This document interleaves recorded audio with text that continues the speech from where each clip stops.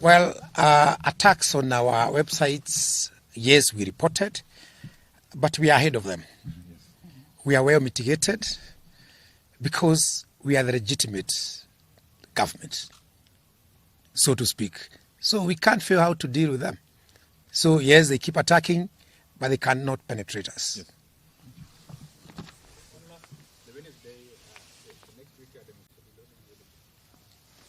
The demonstrations will be on Wednesday. We have said it will be one day on Wednesday, from 6 o'clock to 6 o'clock.